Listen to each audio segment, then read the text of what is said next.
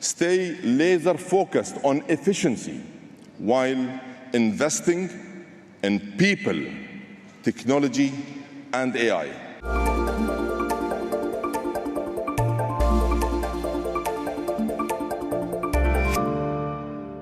Hello and a very warm welcome to a special edition of Energy Frontiers, brought to you from the biggest energy exhibition and conference in the world. It's ADIPEC 2025.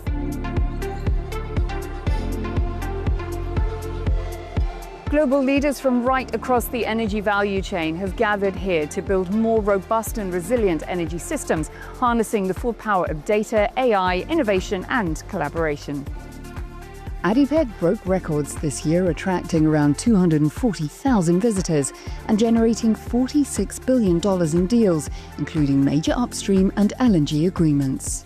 Industry leaders signalled oil demand would remain above 100 million barrels a day beyond 2040, but warned that underinvestment threatened future supply. ADNOC CEO Dr. Sultan Al Jaber said investment of more than $4 trillion a year was needed in grids, data centres and infrastructure to meet rising demand. This year's theme, Energy Intelligence Impact, focused on system resilience and the growing role of AI and digital solutions across the energy sector. And Azerbaijan state energy company SOCAR was amongst those highlighting how energy is reshaping exploration and production. I felt like the whole oil and gas industry didn't even scratch the surface as far as it comes to digitalization. So I want to mention 3 projects we launched ourselves. So one is the methane AI platform, Rebecca. Our SOCAR Green segment, they signed agreement with the satellite companies that they monitor SOCAR operated fields and ton of data on emissions get captured there. Second, we launched drone campaign and actually again on offshore our own fields and already captured over hundreds of the fugitive emission projects have been launched and executed and completed. And the third project I want to mention would be a digital twin. So UMID is our gas field. We operate ourselves offshore gas field, and we're right now gearing up to the full field development right now, Rebecca. How is SOCAR balancing production growth with the energy transition? And also, what are your plans for sustaining output from mature fields whilst also exploring new ones? So, SOCAR is not shy that we're supporting oil and gas activities, and our goal there is to enhance our production from our conventional oil and gas field, such as ACG, but at the same time, SOCAR put ambitious targets on itself, achieve near zero methane emission by 2035.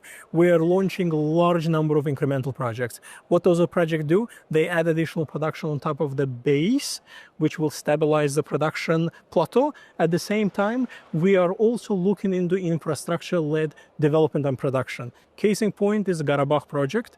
It's oil project, we work with BP, but it's infrastructure-led development. You can think about natural consequences. It's going to reduce the capex, we all know that. It's going to help us to bring production early, but the key point to answer your question is carbon footprint. So what happens, Rebecca, is you do not need to put large infrastructure offshore, and what it does, it reduces carbon footprint. Now, switching to the second fold of the strategy is gas development. Absheron is actually led by TotalEnergies. We got our partner XRG as well joining in Azerbaijan. Very happy to have them.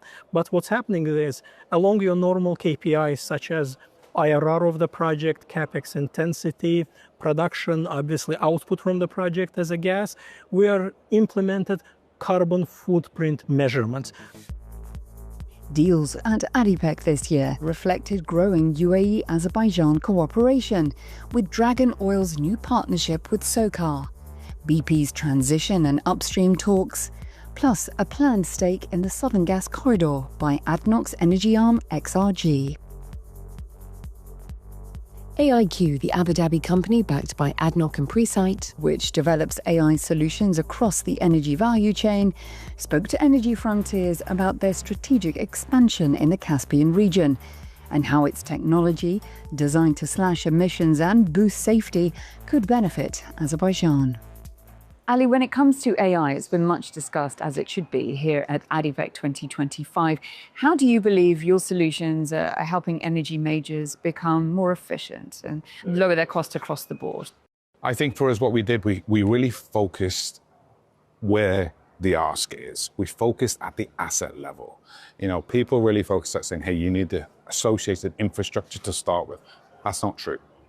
You really need to understand at the asset level, where's the problem? If it's on the wellhead, if it's on the rig site, if it's on any associated asset, we'll say, hey, what is that problem? What is the specific use case we're trying to address? How much data is available for us to evaluate that data and build a solution around that as well to drive that optimization. We have 14 solutions to date across the entire value chain itself, right? The upstream, midstream, or downstream.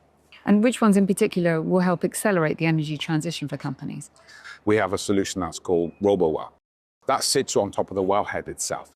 That provides asset optimization and stabilization of your well and increases your production. So when you think of saying, hey, we want to drive transition across the energy sector, this is the first of a kind autonomous solution that we've created that now you actually can do it much more sustainable, much more efficient, and without having to send personnel from a HSE point of view. Another solution I highlight as well is another one that's called Smart Eye, which really looks at video analytics around safety of personnel on site. That again drives much more productivity on site to ensure that you're identifying any associated compliance elements from a safety, whether it's a slip and fall, whether it's associated, hey, the individual is going into a no-go zone. It sends these alerts and alarms real time to the command center, so actions are taken even before the event occurs. You have expansion plans from outside of your base here in the UAE. You're eyeing the CIS. Tell me more. We've had quite a few MOUs that we've signed across the CIS region, be it in Kazakhstan or even in Azerbaijan. We've had many conversations with SOCAR itself. You saw the announcements of the investment and stake from XRG in the southern corridor within the Caspian itself. The market there is really ripe for us, and we're expanding our capabilities in it, whether it's Presight, our parent company, or even whether it's AIQ now. We've got a very well-established setup there. That is a great market for us. We're continuing to have conversations. We're continuing to ensure that we can look to deploy our solutions, because the fit for purpose that we've got in terms of our solutions, they're great here, but the environment there is very different. And we've got solutions that actually can be adapted and tweaked to fit those environments as well. Thank you so much for your time. Thank you very much. Well, that wraps up our special edition of Energy Frontiers, brought to you from the biggest energy exhibition and conference in the world, ADIPEC 2025. I'll see you again soon, but for now, goodbye from me and my AI robotic friend.